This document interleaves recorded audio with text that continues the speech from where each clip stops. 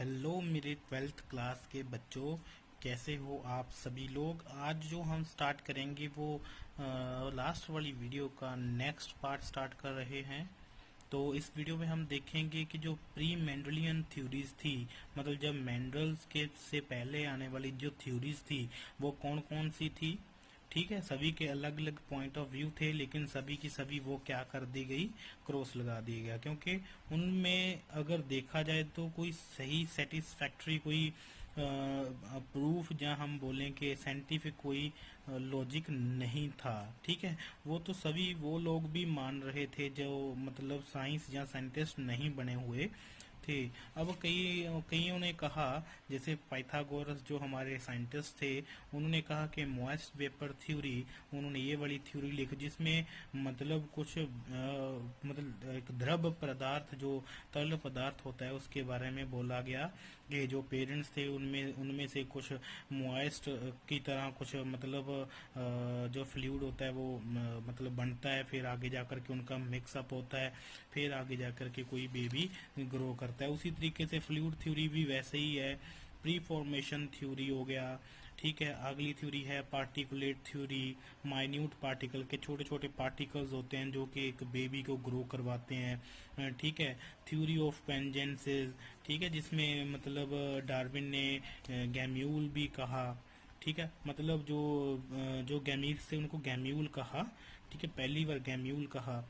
तो इस तरीके से फिर मतलब ये थ्योरी चलती गई, तो इसमें ज़्यादा कुछ बड़ा नहीं है, आप उसमें से पढ़ सकते हो। ठीक है, तो आगे जो मेन इम्पोर्टेंट चीज़ें हैं तो वो तो ये है कि जो मेंडल था, मेंडल ने मतलब कौन से क्यों पी प्लांट को ही चूज किया। क्या उसने कहीं किसी और ऑर्गेनिज्म के ऊपर भी कोई एक्सपेरिमेंट किया था या नहीं किया था, उसके बारे में हम देखते हैं।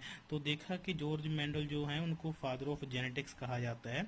1822 और 1884 तक इनका जो जीवन काल रहा, तो इसमें इन्होंने हनी बीज के ऊपर भी एक्सपेरिमेंट किया, माइस के ऊपर भी एक्सपेरिमेंट किया, पी प्लांट के ऊपर भी एक्सपेरिमेंट किया, और भी कई ऑर्गेनिजम्स थे जिनके ऊपर उन्होंने मतलब एक्सपेरिमेंट किए। लेकिन ज़्यादा सक्सेसफुल जो रहा, जो ज़्यादा इजली जो मतलब रिजल्ट दे पाया, वो पी प्लांट ही था। पी प्लांट का जो नेम रहेगा वो पाइसम सेटिवम है। तो क्रोमोसोम नंबर इनका 2n इज इक्वल टू 14 है।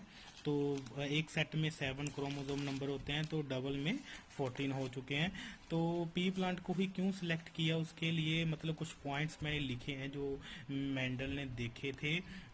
तो वो पॉइंट्स कौन कौन से, उनको हम एक एक करके देखते हैं। जैसे कि शॉर्ट लाइफ स्पैन, आपको पता है कि ये सीजनल प्लांट होता है, तो जल्दी मतलब रिजल्ट दे देता है, जल्दी ग्रो होके मैच्योर होके रिजल्ट देता है, इसीलिए इसको सिलेक्ट किया गया। दूसरा, इजी ग्रोथ एंड मिनिमम जो है फेयर, हाँ क्या लिखा हुआ है, ये मैंने गलत खुद क्या लिखा था, हाँ मिनिमम केयर लिखा हुआ है मैंने यहाँ पे। तो इसकी जो केयर है वो भी कम करनी पड़ती है, और जो इसकी ग्रोथ है वो इजीली जो ग्रो कर जाता है ये।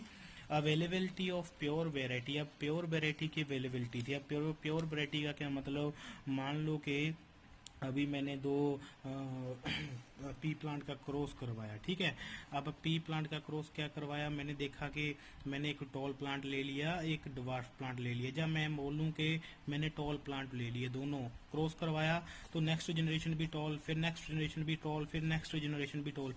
अगर ऐसा चलता रहे मतलब फिर उसको हम प्योर वेराइटी बोलते हैं, मतलब उसमें जिसमें कोई चेंजेस ना आए। ठीक है, तो प्योर लाइन सीड्स या प्योर लाइन वेराइटी बोलते हैं। तो प्योर वेराइटी थी ये वाली, इजिली डिफेक्टेबल, और हम बोले कि कंट्रास्टिंग थी। इसमें जो रिजल्ट थे वो इजिली कंट्रास्ट हो रहे थे, जो करेक्टर्स थे हम इजिली देख पा रहे थे।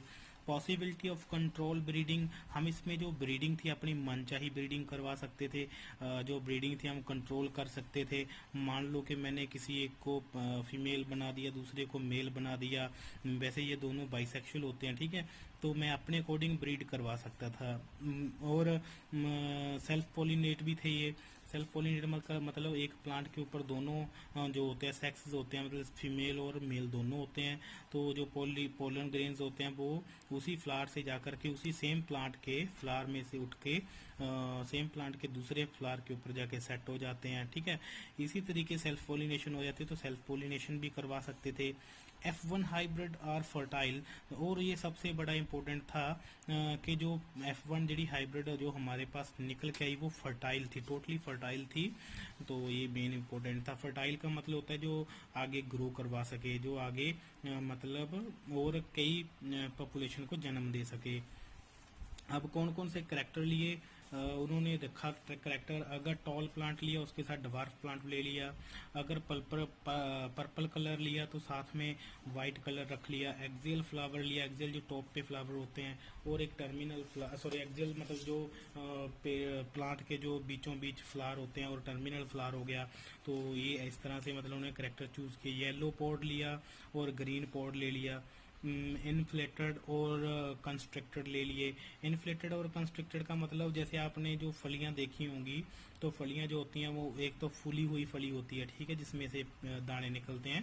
कुछ होती हैं फली जो ऊपर वाला जो कोट होता है वो सीड के साथ ऐसे चिपका हुआ होता है, और सीड्स भी बाहर वैसी शेप बना कर निकले होते हैं, उनको कंस्ट्रक्टेड बोलते हैं, ठीक है जी। तो सीड येलो थे और ग्रीन वाले सीड ले लिए। राउंड सीड और रिंकल सीड मतलब जिनकी जो शेप थी वो राउंड नहीं थी। इस तरीके से उन्होंने चूज किया कि कैसे हम मतलब प्लांट्स को किन किन करेक्टर्स देख करके हमने चूज कर सकते हैं, अगर आप भी अगर करना चाहते हो।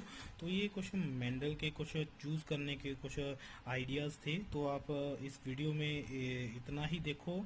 तो मैं नेक्स्ट वीडियो बनाऊंगा जिसमें जो है अच्छी और इसके बारे में थोड़ा सा ब्रीफ दिखाया जाएगा।